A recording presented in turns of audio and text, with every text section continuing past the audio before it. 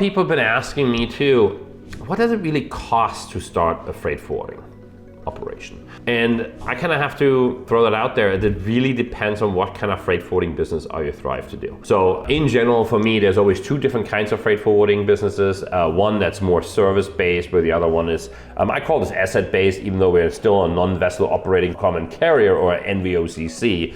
You still take position in freight, where the other one is more of a service aspect. So let's start with the service aspect first.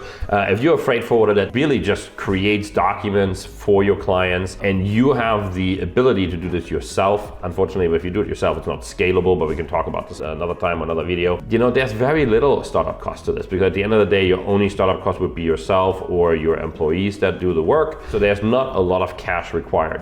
The other sense on the NVO side, where you actually taking a position in freight, there's a lot of capital required, because majority of the ocean freight carriers are not providing huge lines of credits to the freight forwarders. And then especially you normally have the issue that many customers of yours might want to be the shipper of record, which that means that your credit would not really apply in the first place. So that being said, I always recommend when you start up that you at least have 3 times of your monthly revenues available in the bank. And the main reason really for that is because customers never pay in 30 days. They most of the time pay in 45 days or longer, and you never want to be in a situation where you cash crunch. So in my opinion, if you say, just to make things very basic, if you have 20 containers and each container freight rate would be roughly about $1,000, it's $20,000, then you should look at roughly about $60,000 as a startup capital in order for you to be a successful freight forwarder. And you will notice that as long as you can keep as much profit in the business as possible,